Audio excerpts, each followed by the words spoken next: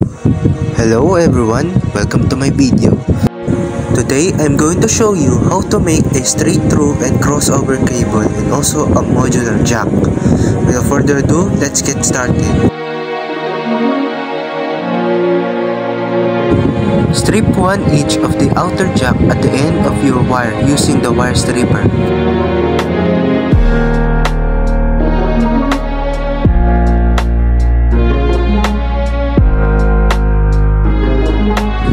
Firstly, there are two kinds of cables, a straight-through cable and a crossover. Then to create them, you need to follow two different coloring standards. For this one, I will be making a straight-through cable which consists of both ends having the same color patterns. You can choose either T568 or T568B, but for this one, I'll be making a T568B. Untwist and realign the wires into white orange orange, white green blue, white blue green, white brown brown. Then use the crimping tool to evenly cut the wires.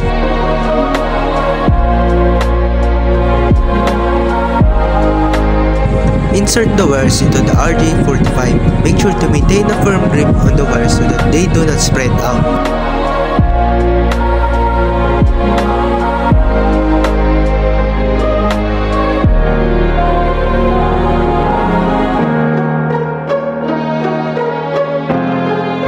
Use the crimping tool to lock the golden pins into the wires.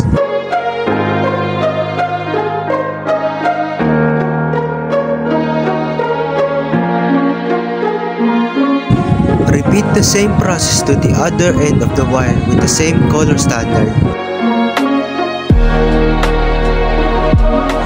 And now you have a straight-through cable. Use the LAN tester to test if the cable has proper connection. Making a straight-through cable is important because it is used to connect different types of devices in a network such as computer to switch, computer to router, and router to switch. Now that we have a straight-through cable, we are now going to make a crossover cable.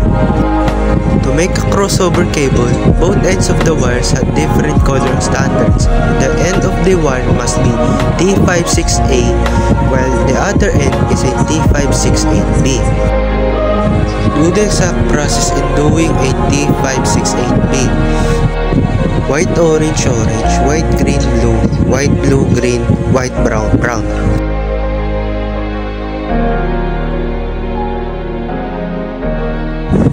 Now for the other end of the wire, do a T568A, which is this time the coloring standard will be white green green, white orange blue, white blue orange, white brown brown.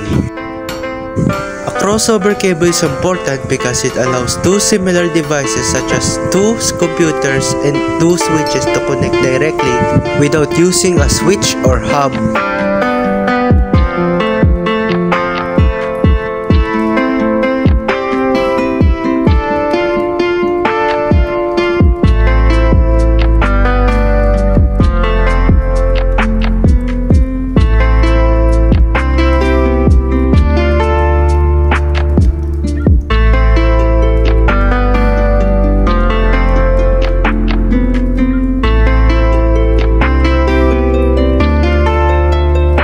Now you made yourself a crossover cable.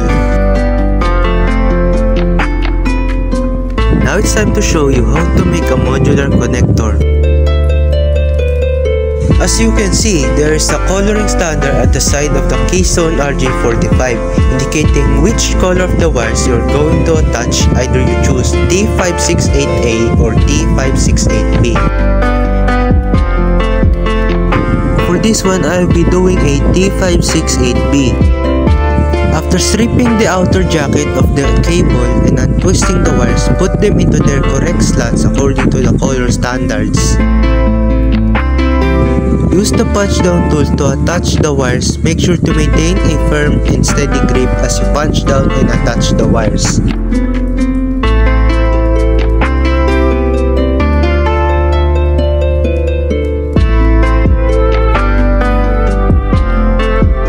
Place back the modular jack's cap.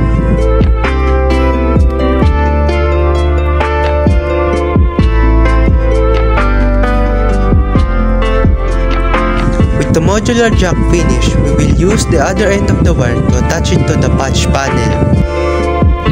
Use the punch down tool to attach the wires to the patch panel according to the color standards as indicated.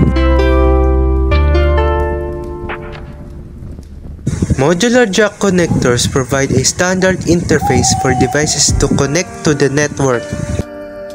Connecting them to patch panel centralizes all network cables in one location, making it easier to manage, troubleshoot, and reconfigure connections without directly accessing individual devices.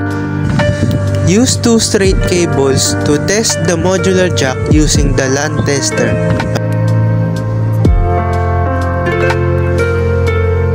And just like that, you have created a modular jack connector.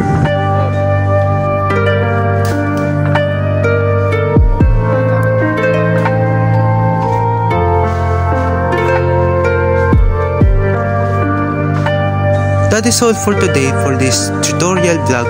Thank you for watching and I hope you learned something for today. I will see you again in the next video.